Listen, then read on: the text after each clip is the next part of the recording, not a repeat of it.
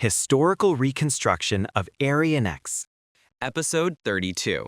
This is the true center of Buddhism, and this is the only religion. It is said that Cheon Chuk Guk, the center of Buddhism in history, was the birthplace and heartland of Buddhism, the hometown of the Buddha. However, as many of you may have experienced, it is truly difficult to find any scent or substance of traditional Buddhism in present-day India, which is called the birthplace of Buddhism. The name Cheon Chuk Guk itself, according to the basic principles of Hanja, means the country that existed in the place where Cheon, meaning sky or heaven, was opened. This sacred Buddhist land of Cheon Chuk Guk was the same as the Cheonguk, or Kingdom of Heaven, spoken of in Christianity, where angels resided. Aryan X enjoys hiking and goes to the mountains every week, occasionally visiting a place called Dobongsan near Seoul. One of the temples there is named Cheon Chuk Sa. The Hanja characters are identical. The temple that was in Cheon Chuk Guk is precisely this Cheon Chuk Sa. When people from all over the world visit the small eastern country of Korea, the first greeting they learn is Annyeong. Do you know what this Annyeong means? In terms of Hanja, it can mean to be at peace or are you well. However, a great secret of place names is hidden within this greeting, Annyeong.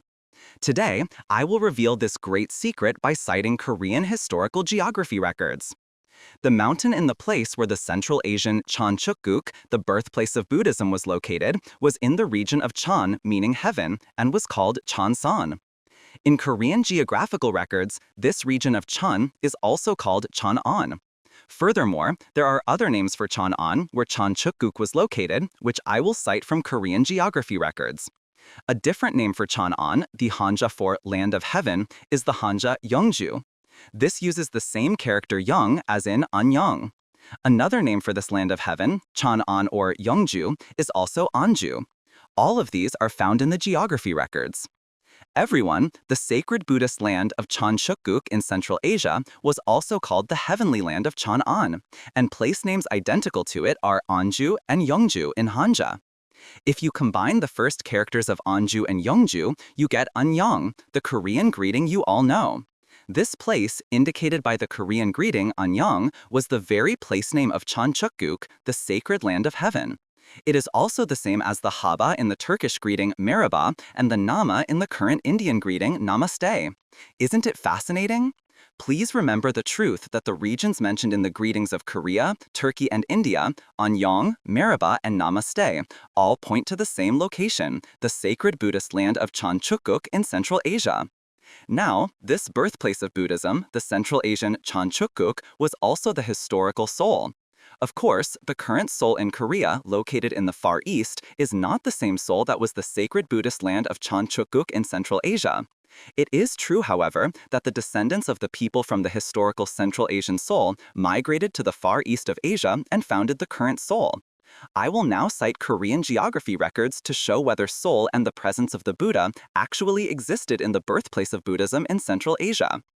The place names that appear in the Korean greeting Annyeonghaseyo are Anju and Yeongju in Hanja.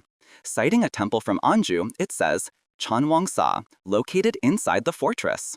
The one who opened the heavens was called the bright and luminous king of heaven, Hwanung Cheonwang. This figure is the protagonist of Buddhism, the greatly bright one, Dayung, the Buddha. The place where these heavenly kings, the Cheonwang, resided is Cheonwangsa. It is said that the Buddhas were at this Cheonwangsa. Inside the fortress of Anju, a place name from the Korean greeting Annyeonghaseyo, was Cheonwangsa, where the Buddhas, the heavenly kings, resided for generations. And now, I will cite a pavilion in Anju, the place from the greeting Annyeonghaseyo, where the Cheonwangsa of the Buddhas was located. Manggyeongru, located on the east fortress wall of the Jew. In Hanja, Seoul is represented by the character Gyeong. The meaning of Manggyeongru in Hanja is the pavilion for viewing Seoul, indicating that the actual historical Seoul was located nearby where the Buddhas, the heavenly kings, resided.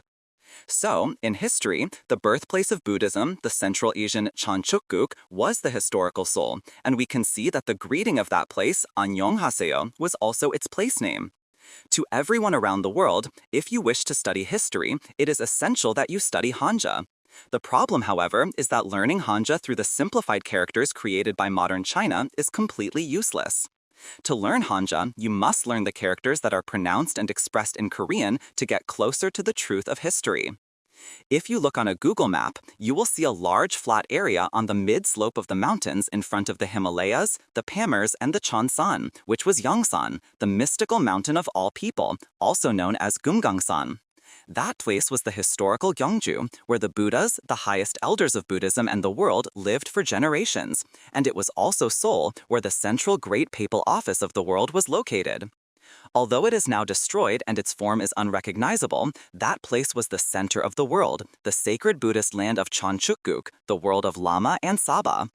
When we refer to Buchanim, or Buddha, we usually think of Vairocana Buddha, the protagonist who founded Buddhism as the one and only Buddha. The meaning of Vairocana Buddha is the one from whom everything originated and began, the one who came as he is. The Vairocana of Vairocana Buddha is a proper name for this soul being, as everything originated from him. However, when we use the titles Buddha, Buddha, or Shakyamuni, these titles do not refer to just one person, but are honorifics for all those who succeeded and inherited the position of Vairocana Buddha. The words Buddha and Bucho, which we commonly use, mean bright, and Shakyamuni also refers collectively to a bright one or bright person. The title Sunim for a monk in a temple is the same as Senim, meaning a bright person. The term Baksa, related to academic degrees, originated from Bolsal. Bolsal became Baksal, then Baksu, and finally Baksa. Thus, Baksa means a person who is bright and knowledgeable. This Central Asian center where Buddhism originated, Cheon Chuk Guk, was also called Indo. If we understand how the name Indo came to be, we can understand the meaning of the country name India, which has been geographically transposed to South Asia. First, the religion of India is called Hindugyo, like Hinduism.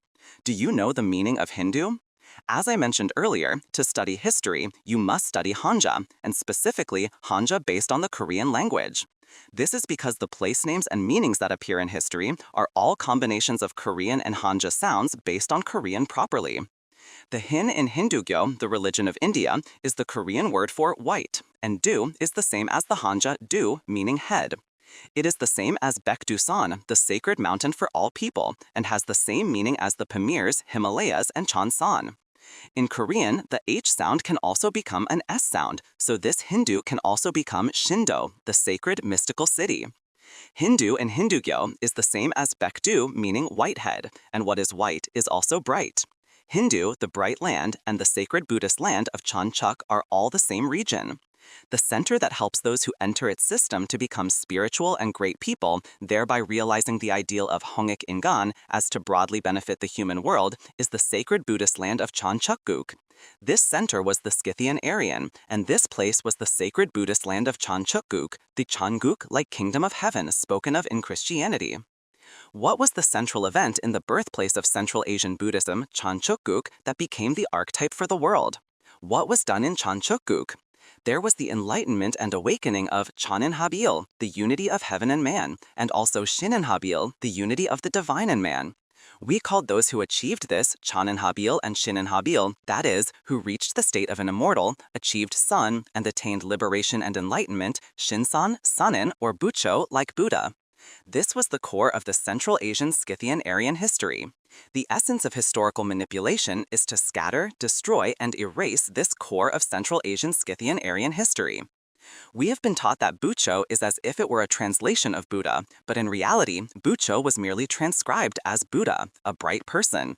Buddha or Buddha means bright or bright land.